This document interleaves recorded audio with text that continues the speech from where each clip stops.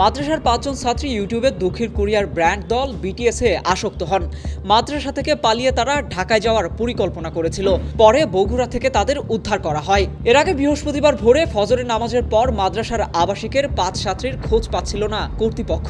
এ ঘটনায় মাদ্রাসার প্রধান শিক্ষক কামরুন নাহার বাদী হয়ে থানায় একটি লিখিত অভিযোগও করেন। পুলিশ ও মাদ্রাসা সূত্রে জানা গেছে, ৫ জন ছাত্রীর মধ্যে একজনের কানের গয়না বিক্রি করে তারা ঢাকায় যাচ্ছিল। মাঝপথে গিয়ে তারা নিজেদের ভুল বুঝতে পারে। পরে তারা জয়পুরহাটের উদ্দেশ্যে যাত্রা শুরু করে। রাতে বগুড়ার মহাস্থানগড় বাসস্ট্যান্ড এলাকায় পৌঁছায়। খবর পেয়ে মাদ্রাসা কর্তৃপক্ষ সেখান থেকে উদ্ধার করে কালাই থানায় নিয়ে আসে। এরপর পুলিশ গভীর রাতে অভিভাবকদের থানায় ডেকে আনে। মুচলেকা নিয়ে ৫ জন ছাত্রীকে অভিভাবকদের হাতে তুলে দেয়। কালাই থানার উপপরিদর্শক এসআই তুফাইল আহমেদ গণমাধ্যমকে বলেন, মাদ্রাসা থেকে পালানো ৫ জন শিক্ষার্থী ছুটিতে বাড়িতে গিয়ে ইউটিউবে দক্ষিণ কোরিয়ার ব্র্যান্ড দল বিটিএসের ভিডিও দেখত। এতে তারা বিটিএসে আসক্ত হয়ে পড়েন।